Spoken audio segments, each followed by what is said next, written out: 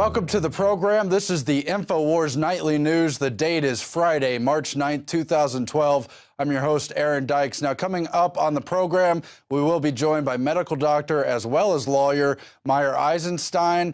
He knows so much on the vaccine issue. He's going to also specifically talk about how to write a proper exemption waiver for your children or for yourself so you don't take the deadly vaccines pushed on us by this takeover global government. That's coming up later, but first we have a lot of news, and we will begin just by recapping the story we covered yesterday because it is so important. Resolution calls for impeachment if Obama does not seek war authorization from Congress. This is dealing with ongoing statements that they do not need to seek the U.S. Congress's approval for war, despite the Constitution explicitly stating in Article 1, Section 8 that this is exactly what must be done. Instead, they're citing international bodies. We covered yesterday the coup d'etat where the Pentagon and Obama are declaring Congress only ceremonial. And you've got the statements from Leon Panetta. Let's briefly replay just part of that statement right now. Worried about international legal basis, but nobody worried about the fundamental constitutional legal basis that this Congress has over war. We were not asked, stunningly, in direct violation of the War Powers Act, whether or not you believe it's constitution. It certainly didn't comply with it. We spent our time worrying about the UN, the Arab League, NATO, and too little time, in my opinion, worried about the elected representatives of the United States. Do you think that you can act without Congress and initiate a no-fly zone in Syria without congressional approval? You know, again, our goal would be to seek international permission, and we would come to the Congress and inform you and determine how best to approach this, whether or not we would want to get permission from the Congress. I think those are issues we would have to discuss as we decide what to do here. Well, I'm almost breathless about that. And everyone should be breathless because this is wildly unconstitutional. And here we have everything that happened in Libya, everything unconstitutional about the takeout in Libya, pursuing Gaddafi, happening again in Syria. And they're still citing international authority over the Congress, saying the Congress does not even matter. Definitely, we should get behind Representative Walter Jones's calls for impeachment of Obama. We should try to impeach Panetta and the others involved. This should have happened back in Libya. You saw people like Congressman Kucinich speaking out against that. But did he call for impeachment the way he did for Cheney? We'll see how that issue develops. But just disgusting as they push us more into war. And it's not a coincidence. We've known for decades, more than 50 years, they were building this alternative world government system to circumvent the United States Constitution. They always said it. And now what do you see? You see ads on TV for things like the Global Force for Good, a Navy ad saying that they work for international interest. Anyway, you've got the Coney 2012 video becoming the most rapidly spread viral video in internet history, faster than Susan Boyle, we're told, all to open up Africa for the AFRICOM invasion, to legitimize international Western-based military action all over the continent of Africa. And so you've got this tear-jerking video, attempts to really get everybody behind this effort, make it seem like a global kind of commons issue. Everyone should get behind it. It's a lot like that Free Tibet movement where people don't even know where these countries are or the issues involved, and yet they're moved by emotion into action, tear-jerking. They want to follow these celebrities like Bono, a bona fide globalist for the Bill Gates Foundation, people like Angelina Jolie, a member of the Council on Foreign Relations, figureheads like Bill Gates who just want to push vaccines in Africa and GMOs in Africa and other parts of the world. They want to use this issue to legitimize a greater Western invasion into Africa. We've had the experts, including Webster Tarpley, on to talk about how it's really a resource covert shadow war between the Western allies and China for control of Africa. It really doesn't have anything to do with sympathizing with victims of African slaughter. There are certainly many of those victims, and it is shameful. But did you see anyone really having an outcry about the killings on the Ivory Coast? on the behalf of French soldiers? Did you see a large outcry about over 1 million dead Iraqis, civilians dead from that slaughter, or all kinds of other things that have happened over the decades in Africa? It's always going on, but you know when a video goes this viral, that someone big and globalist is behind it. And of course, the history's all there. Specifically, as criticism surfaces, Coney 2012 gains momentum faster than Susan Boyle. That's in CNN. And you've also got the New York Times article, which I've cast away here, also drawing out these issues and how big the video is. There it is. Coney 2012 sets mark as fastest spreading viral video. And yet, we flash back to October 14th, 2011, and Obama wanted to send 100 Special Forces troops to 5 countries in Africa to pursue this Coney head of the Lord's Resistance Army because of all the little Africans they were hurting there, so they could bring in the troops and legitimize, again, the newly formed AFRICOM unit pursuing the greater African Union under Western powers there.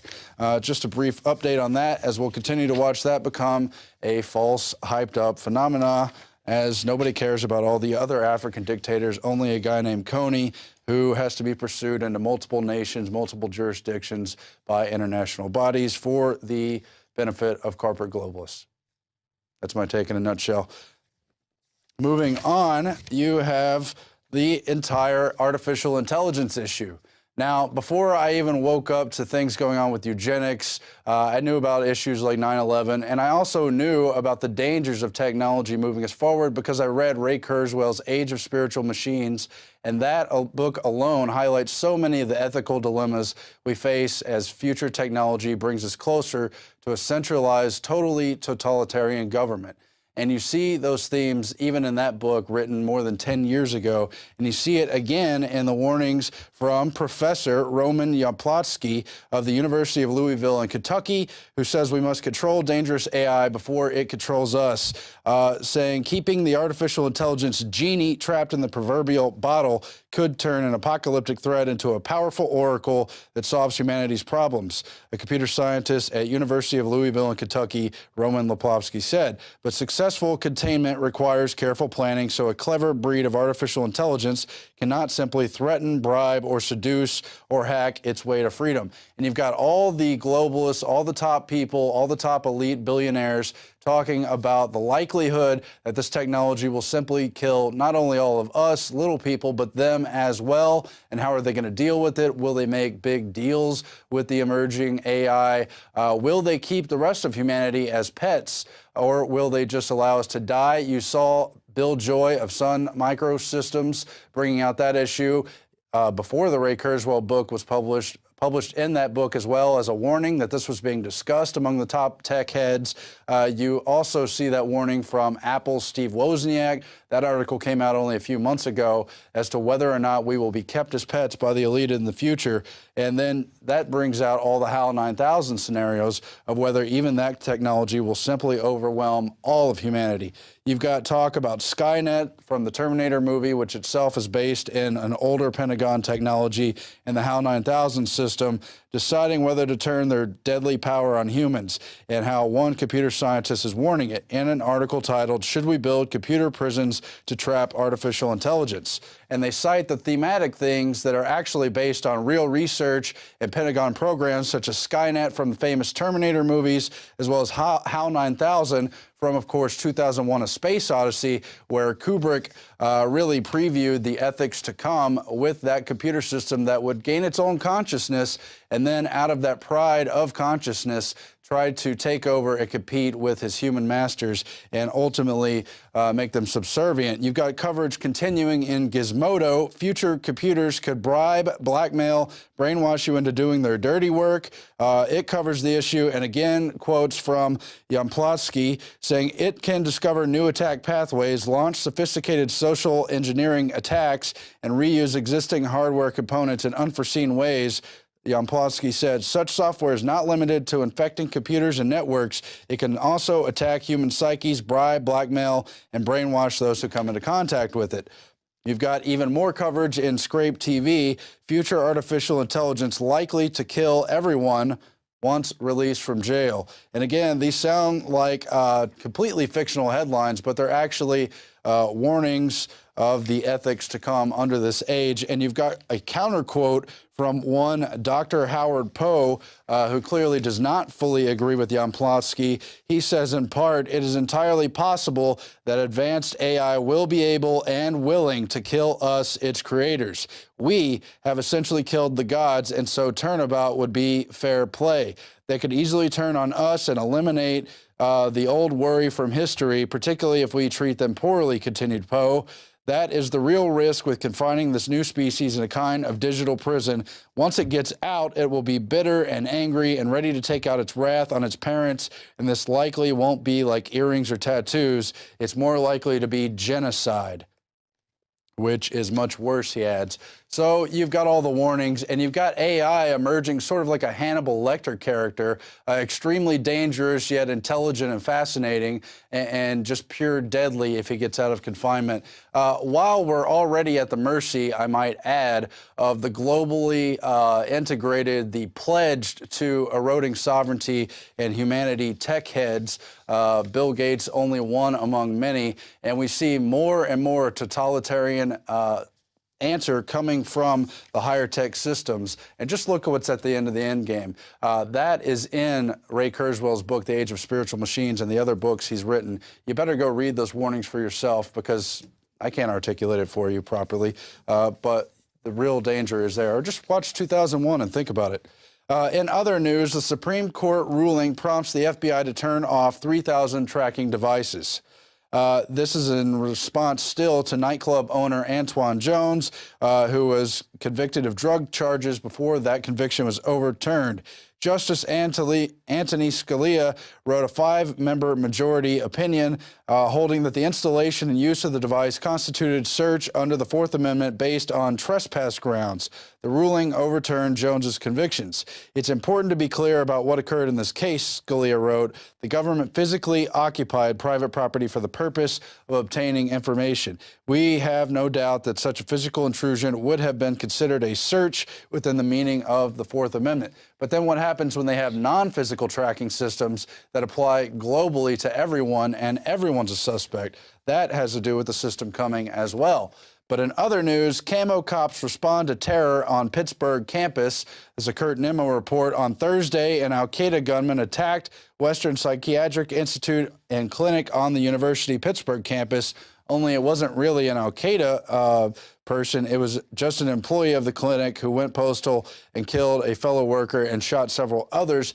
Definitely a tragedy, but at the same time, why do we see the police responding in a military capacity to all these tragedies? Why do we see more and more emerging of police and military and always having a militaristic type of response where they really never stop the killer? They just let him finish what he's doing and then capture him. And there's always some kind of psychiatrics involved. But you can see where they're just bringing out more of that police state reaction, the problematic answer to problem reaction solution that they want to bring about. We turn now to our quote of the day before we go briefly to a break, and we'll be back with even more news, and then later, of course, Dr. Meyer Eisenstein. And that quote is from Niccolo Machiavelli: "Men are so simple and so much inclined to obey immediate needs that a deceiver will never lack victims for his deceptions." But you could, of course, counter that with the Abraham Lincoln quote: "You could fool all the people some of the time and some of the people all the time, but you can't fool all the people all the time." Machiavelli, in some ways, gets a bad rap because he was very good at analyzing the system. He's got a tongue-in-cheek kind of response in The Prince, where he outlines the quest for power and analyzes the way in which rulers use power to control populations, including through deceit, used here in this quote. But he also has the other major book, Discourses on Levy, where he really examines how to share power and really lays out a kind of philosophy that the founders later used to conform the Constitution and separate powers and try to keep tyranny in check as much as could be, to bind down in chains under the Constitution those who would pursue a tyranny. Anyway, we'll be back after this, but first a look at the upcoming INFOWARS exclusive, Dave Mustaine Unchained. Here it is, folks.